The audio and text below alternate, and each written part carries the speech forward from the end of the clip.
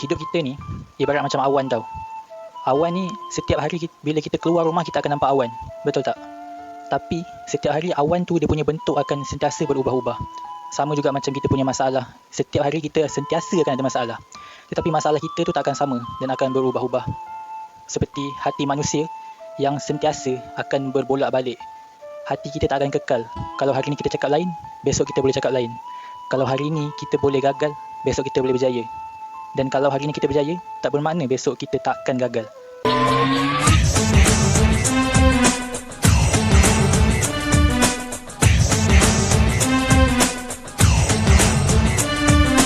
Hai, Assalamualaikum. Nama aku Muhammad Afiq bin Yaakob. Aku merupakan anak kedua daripada 3 orang adik-beradik. Aku ada seorang kakak dan seorang adik perempuan. Aku ingat lagi cerita masa aku sekolah rendah dulu. Aku dihantar tuition ke rumah cikgu. Aku ni adalah seorang pelajar yang tidak pandai dalam semua subjek mata pelajaran. Tetapi ketika itu aku dihantar untuk tuition kelas bahasa Inggeris di rumah cikgu bahasa Inggeris lah. Dan dalam kelas tu, semua student dia adalah pelajar yang bijak daripada kelas depan. Dan aku seorang saja pelajar yang daripada kelas belakang. So bila kita jumpa pelajar yang paling kurang bijak dengan golongan pelajar yang pandai cerdik pandai ni, dia macam tidak boleh kamcing lah, tidak boleh sama-sama together untuk bila macam ada grup ke apa, tak boleh nak buat kerja sama-sama, tak ada kerja sama. Dan aku ingat lagi masa tu ada satu soalan yang cikgu bahasa Inggeris tu bagi dalam tuition tu. Dan masa tu semua orang tengah jawab soalan. Dan aku tengok dekat, aku masa tu macam tak tiru, aku terpandang. Aku tengok semua orang tengah buat kerja dan terpandang dekat sebelah aku ni ada seorang budak yang cerdik lah. Dan budak tu nampak aku terpandang dia punya kertas jawapan dia. Dan dia cakap, "Oi, kau ni tak payah tiru aku lah, kau dah lah bodoh." Bila dia cakap macam tu, dan pada malam tu juga bila semua orang dah siap, cikgu nak check. Dan cikgu suruh kita write sendirilah. Kita write sendiri macam dia bincang soalan, bincang apa jawapan untuk soalan tu. Dan aku masa tu aku ditakdirkan semua soalan yang aku tembak tu betul. Dan aku dapat markah penuh lah. Aku dapat markah penuh.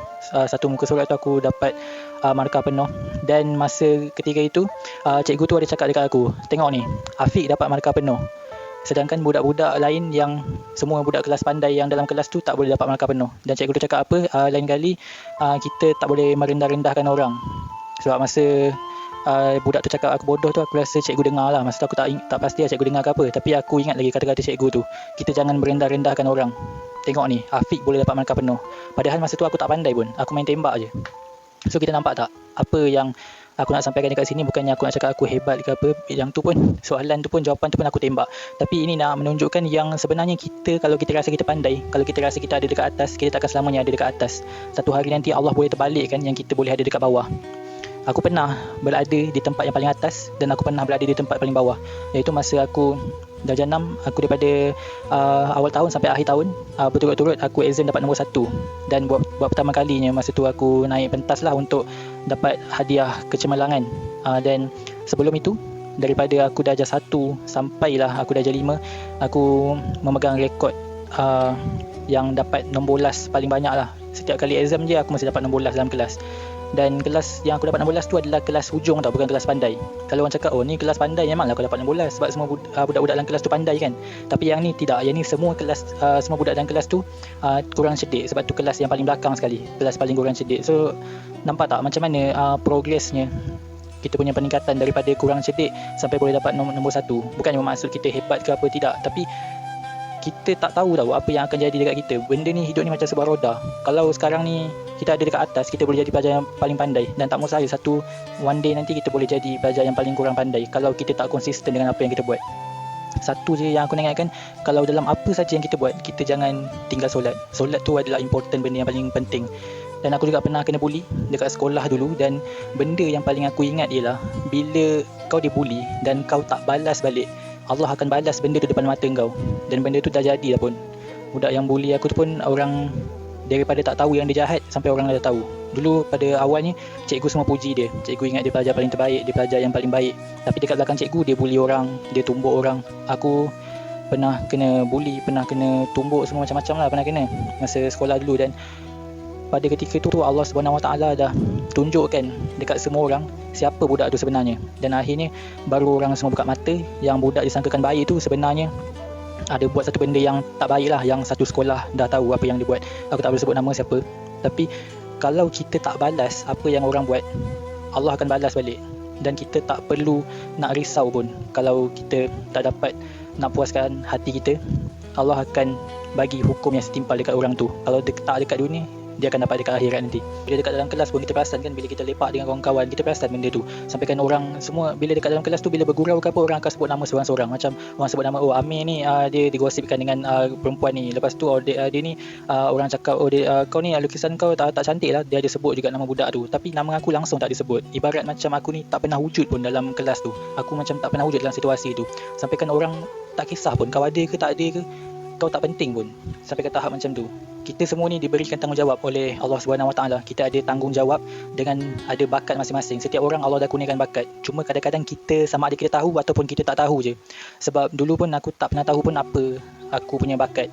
Sampaikan orang cakap, yelah ada orang cakap Afiq ni budak tak berguna, tak boleh diharap kan. Kau nak buat apa pun semua tak menjadi. Dalam sukan pun kau tak pandai. Bila engkau belajar pun kau tak pandai. Kau tak pernah nak lulus tu pun susah, satu benda yang sangat susah. Apatah lagi nak score A. Dan dalam sukan ke, dalam koko ke, semua benda lah tak boleh nak kawat pun jalan macam robot kan, kena gelak dengan kawan-kawan.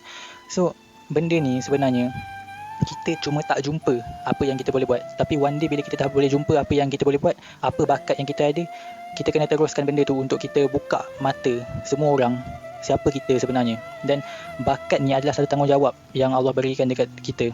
Betul, kita tidak boleh pilih untuk kita lahir sebagai bangsa apa. Kita tak boleh pilih nak lahir sebagai bangsa India, tak boleh pilih untuk nak lahir sebagai bangsa Melayu, ataupun nak dilahirkan sebagai bangsa Cina. Semua tu kita tak boleh pilih. Sama juga macam bakat, kita tak boleh pilih kita nak ada bakat apa. Dan kalau ikutkan semua orang nak ada bakat yang bagus, contohnya bakat yang boleh mendapat gaji yang besar, boleh mendapat pendapatan yang besar daripada bakat tu. Tapi macam yang orang semua tahu, bakat yang aku ada ni tidak boleh mendapat pendapatan yang besar pun.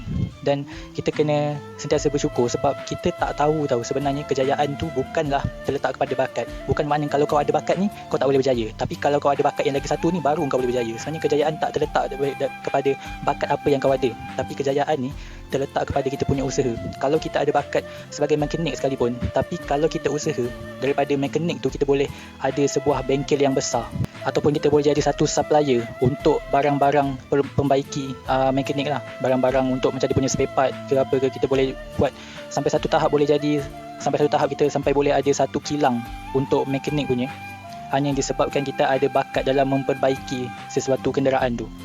So sebenarnya bakat ni bukanlah terletaknya kita punya kejayaan. Kalau kita ada bakat apa pun kita boleh berjaya kalau kita usaha. Kalau lebih kita usaha, lebih kita dapat. Kalau kita ada bakat tapi kita tak berbuat apa-apa, sampai bila-bila pun bakat tu akan jadi setakat tu je. Sampai bila-bila pun kita takkan berjaya dengan bakat yang kita ada tu, kalau kita biarkan bakat kita macam tu je. Kalau kita nak ikutkan orang yang tak suka, sampai bila-bila pun akan sentiasa ada orang yang tak suka. Kita tak boleh nak paksa semua orang untuk suka dekat kita. Suka ke tak suka, ini satu benda yang subjektif. Sama juga macam kita beli baju. Kalau kita suka baju yang kali hitam, tak semua orang suka baju kali hitam. Kalau kita suka baju yang design yang macam ni, tak semua orang suka baju yang design macam tu juga. So suka tak suka tu satu benda yang subjektif. Tak boleh semua orang akan suka benda yang sama. Mesti setiap orang ada pandangan yang berbeza, ada suka cita rasa yang berbeza. Sama juga macam diri kita. Kalau kita rasa kita ni banyak orang tak suka, sebenarnya orang lain pun sama. Orang lain pun still ada orang yang tak suka dia. Macam aku cakap tadi, sedangkan seorang Nabi pun sentiasa ada orang yang tak suka dengan Nabi, iaitu musuh-musuh Islam lah. Tapi apatah lagi kita yang hamba, yang kekurangan ni, lagilah akan ada orang tak suka. Sebab kita ni bukannya manusia sebaik Nabi. Buat je, apa kita nak buat kita buat je. Kita jangan fikirkan apa yang orang cakap. Kalau kita fikir apa yang orang cakap sampai bila-bila pun, kita takkan dapat kejayaan tu. Sebenarnya ramai orang tak tahu yang kejayaan tu bukanlah terletak kepada wang ringgit. Kejayaan bukan terletak kepada result SPM kita, tapi kejayaan tu terletak kepada kebahagiaan diri kita. Kalau kita bahagia meniaga sebagai seorang penjual kasut dekat pasar malam, benda tu dah buatkan kita bahagia, bermakna itu dah buatkan kita berjaya dah, walaupun kita sekadar berniaga dekat pasar malam. Kalau kita jual burger, kita rasa benda tu membahagiakan kita, itulah kejayaan kita, sebab kita berjaya buat diri kita bahagia. Sebenarnya kalau kita ada duit yang banyak tapi kita tak rasa happy pun, sebenarnya kita belum berjaya. Kejayaan tu bukan terletak kepada berapa duit kita dalam bank, tetapi kejayaan tu terletak kepada kita punya rasa bahagia, kita punya rasa happy. Apa yang kita rasa kita happy, kita buatkan benda tu, kita teruskan buat benda tu. Kalau kita nak dengar apa orang cakap, orang tu dia cuma tahu cakap je, tapi yang tanggung tu kita. So kita nak dengar orang cakap ke, kita nak dengar apa yang kita minat. Kalau dalam apa je yang kita buat, satu je, kita jangan berhenti. Bila kita berhenti tu adalah satu kegagalan untuk kita. Berhenti tu adalah tanda kita gagal. Kalau kita tak berhenti walaupun kita gagal, selagi itulah kita boleh berjaya sebab kita masih belum stop. Bila kita dah stop, bermakna kita dah berhenti untuk teruskan kejayaan yang kita akan bakal dapat. Dalam Al-Quran sendiri pun ada sebut, iaitu kalau kita suka kepada sesuatu benda tu, tak bermakna benda tu baik bagi kita, sedangkan benda tu buruk untuk kita. Dan kalau kita benci pada satu benda tu, sedangkan benda yang kita benci tu adalah baik bagi kita, sebab kita tak tahu apa-apa pun. Tapi yang tahu segalanya ialah Allah Subhanahu Wa Taala. Allah tahu apa yang terbaik untuk kita, dan kita cuma ikut je perancangan Allah. Kita usaha, kalau tak dapat, bermaknanya itu bukanlah yang terbaik untuk kita. Tapi Allah akan menghubungkan kegagalan kita tu, Allah akan hubungkan kegagalan kita dengan satu kejayaan. Sebenarnya setiap kegagalan tu Allah nak hubungkan dengan kejayaan, bukan Allah nak kecewakan kita. Semua pertanyaan kita yang kita nak tanya, Allah dah jawab dah dalam Al-Quran. Sama ada kita cari atau tak cari je.